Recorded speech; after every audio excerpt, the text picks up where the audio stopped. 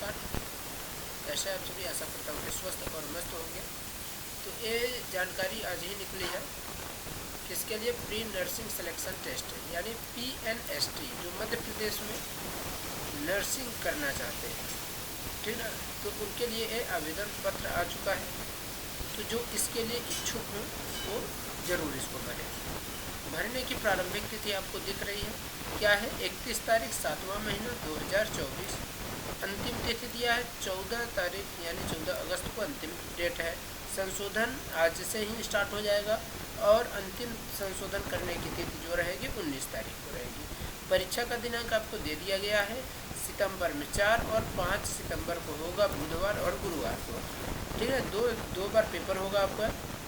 इसके बाद परीक्षा शुल्क के बारे में यहाँ पर है, जो आरक्षित अभ्यर्थी है उनके लिए 400 और जो अनारक्षित है यानी जिनको मतलब ये कौन सा है, ये अनारक्षित है, सॉरी, ये अनारक्षित के लिए 400 है और जो आरक्षित है, ठीक ना, उनके लिए कितना रहेगा, उनके लिए फीस कितना है, सिर्फ और सिर्फ 200 रुपये।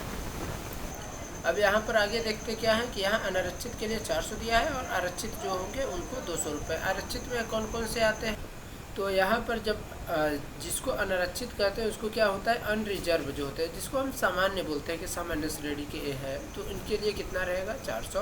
और जो आरक्षित में कौन कौन से आते हैं आपके, ST यानी अनुसूचित जात, अनुसूचित जनजात, OBC, निःशक्त जात और EWS वाले, इनके लिए 200 रुपये रहेगा फीस। इसके बाद क्या है कि ऑनलाइन आवेदन कियोस्क के माध्यम से ऑनलाइन भरने वाले अभ्यर्थी है, MP ऑनलाइन का पोर्टल शुल्क आपका 60 रुपये होता है, यानी इन सब में 60 रुपये ऐड करके दे होगा। इसके अतिरिक्त जो रजिस्टर्ड सिटीजन यूजर हैं उनके माध्यम से अगर लॉगिन आप करके फॉर्म भरते हैं तो 20 रुपये अधिक देना होगा, ठीक है, यानी 20 रुपये यहाँ।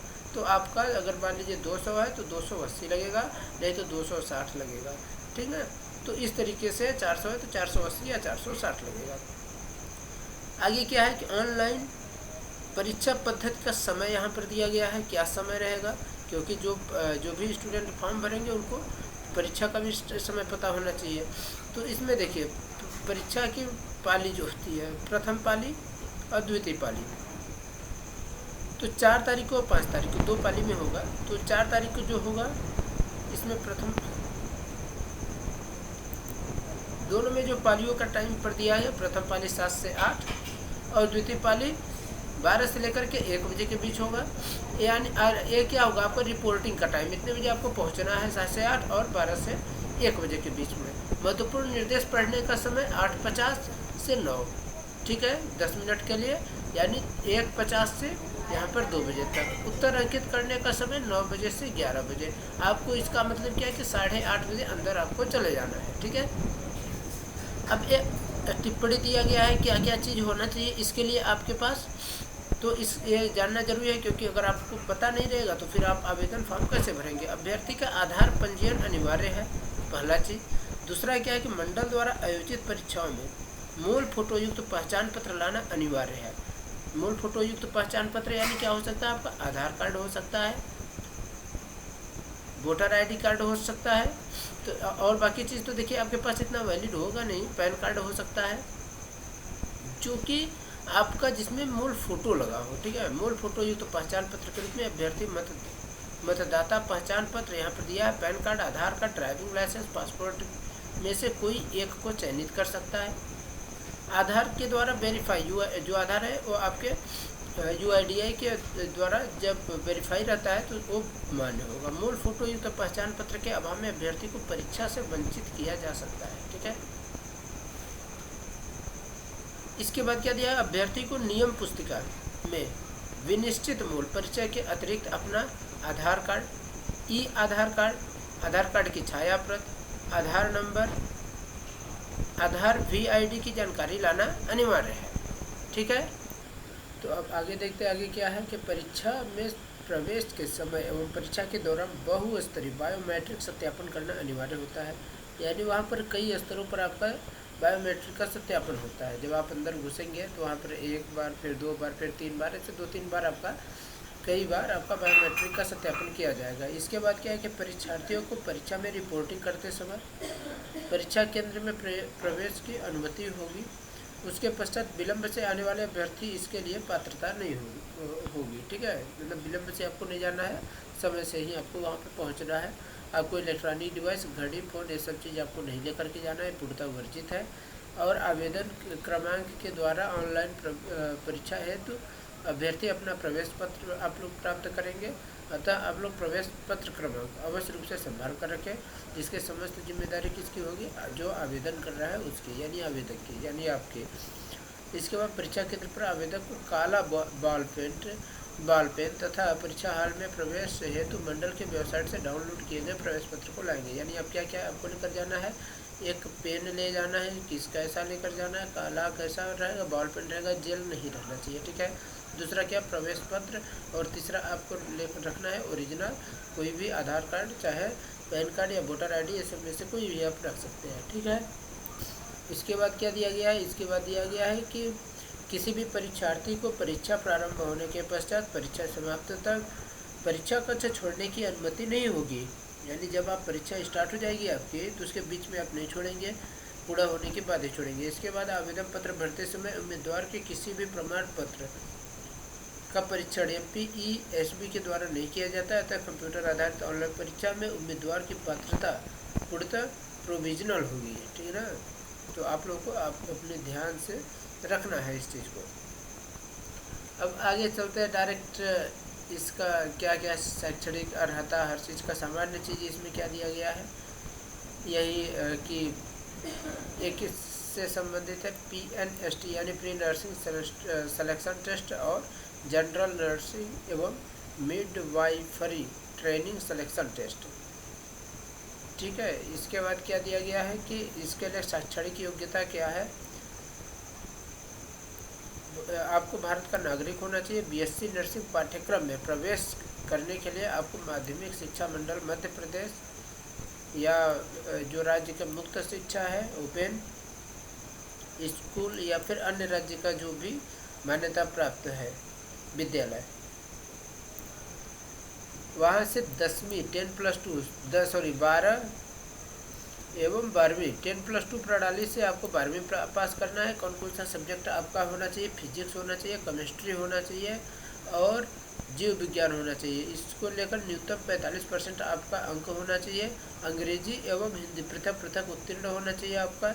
इसके बाद ST SC OBC उम्मीदवार को 5% के अंक की छूट रहेगी इसमें। ठीक है, तो आप लोग इसको ध्यान रखिए। मध्य प्रदेश राज्य में कार्यरत आशा कार्यकर्ताओं के लिए BSc नर्सिंग पाठ्यक्रम में सीटों का आरक्षण मात्र शासकीय नर्सिंग प्रशिक्षण केंद्रों में आपका लागू होगा। इसके बाद महिला आरक्षण का लाभ केवल मध्य प्रदेश के मूल निवासियों को ही प्राप्त होगा। आयु में सीमा दी गई है कि प्रवेश परीक्षा में भाग लेने के लिए अभ्यर्थी को न्यूनतम आयु 31 दिसंबर 2024 को 17 वर्ष का आपका होना चाहिए। इसके बाद क्या दिया है, अधिकतम आयु सीमा के संबंध में भारतीय उपचर्या परिषद द्वारा समय समय पर जारी संशोधन लागू होंगे। ठीक है, और इसके बारे में यही नहीं रहता है कि अगर आप कोई भी चीज़ गलत छुपाएंगे या गलत जानकारी देंगे तो आपकी जो फॉर्म है उसको रद्द कर दिया जाएगा, आप इसके लिए फिर एलिजिबल नहीं होंगे। आरक्षण के बारे में वही बात किया गया है, किसको आरक्षण मिलेगा, जो मध्य प्रदेश के होंगे उन्हीं को मिलेगा, मूल निवासियों को ही आरक्षण मिलेगा, इसमें वही चीज़ है। इसके बाद क्या दिया गया है, प्रवेश प्रक्रिया के बारे में इसमें है। तो प्रवेश प्रक्रिया कैसे होता है कि इसका एक टेस्ट होता है, ठीक है, जो कि ऊपर टाइम दिया गया था। उस टेस्ट में जो परीक्षा देंगे आप लोग, उसी के आधार पर आपकी सूची तैयार की जाएगी और फिर इसके क्या है, विभाग द्वारा चयनित एजेंसी के माध्यम से काउंसलिंग 3 चरणों में आयोजित कराई जाएगी। काउंसलिंग में अभ्यर्थी को उनके द्वारा दिए गए विकल्प के अनुसार मेरिट के आधार पर प्रशिक्षण केंद्र आवंटित आपको किया जाएगा और यह कार्यवाही सुरक्षित API के माध्यम से चयनित एजेंसी द्वारा समस्त नर्सिंग प्रशिक्षण केंद्र के साथ साझा की जाएगी। इसके बाद क्या दिया गया, उपस्थिति के समय अभ्यर्थी को मूल दस्तावेज आपको वहां पर प्रस्तुत करना होगा प्रवेश के समय पर। इसके बाद क्या, चयनित अभ्यर्थी की सूची में ही प्रवेश दिया जाएगा, ठीक है ना। इसके बाद यदि मेरिट अर्हताधारी उम्मीदवार निर्धारित चयन की काउंसलिंग में सहभागी नहीं कर पाते तो ऐसे उम्मीदवार को आगामी चरण के काउंसलिंग के लिए उपलब्ध रिक्त सीटों के आधार पर सहभागिता का अवसर प्रदान किया जाएगा।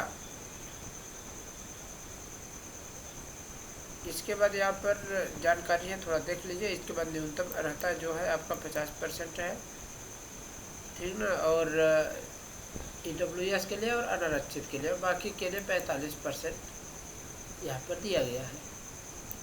और इसके लिए आपको क्या करना होगा, आवेदन करने के लिए आवेदन ऑनलाइन हुई होगा, ठीक ना। इसके बाद प्रस्तुत क्या क्या आप करेंगे, 10वीं की अंक सूची से जन्म तिथि की आप जो दिनांक है उसको पुष्टि करेंगे, 12वीं की प्रणाली में अंक सूची, इसके बाद राजस्व संबंधी मध्य प्रदेश द्वारा जारी किया गया जाति प्रमाण पत्र, निवास प्रमाण पत्र और आय प्रमाण पत्र, इन सबको आपको लगाना रहेगा।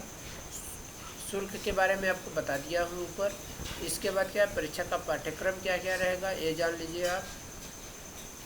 परीक्षा के पाठ्यक्रम में भौतिक विज्ञान 20 नंबर का, जीव विज्ञान 20 नंबर का, रसायन शास्त्र 20 नंबर का, सामान्य ज्ञान 20 नंबर का, अंग्रेजी 20 नंबर का प्रदर्शित किया जाएगा, जिसके आधार पर परीक्षा आयोजित कराई जाएगी। यानी आप कहेंगे फिजिक्स भी, केमिस्ट्री भी, बायो भी और सामान्य ज्ञान की भी आपको थोड़ा कुछ जानकारी होना चाहिए, उसके बाद ही आपका नंबर बनेगा इन्हीं सब के बेस पर। यानी यहाँ कितने हो गए, यहाँ पर 5 सब्जेक्ट हो गए, 5 सब्जेक्ट यानी आपका 100 प्रश्न रहेंगे, ठीक है, 100 नंबर के आपके प्रश्न रहेंगे। इसके बाद क्या दिया गया है, जो कट ऑफ है यह आवश्यक नहीं कि अंतिम कट ऑफ मार्क पर समान अंक प्राप्त करने वाले सभी अभ्यर्थियों को चयन सूची में सम्मिलित किया जाए, ठीक है।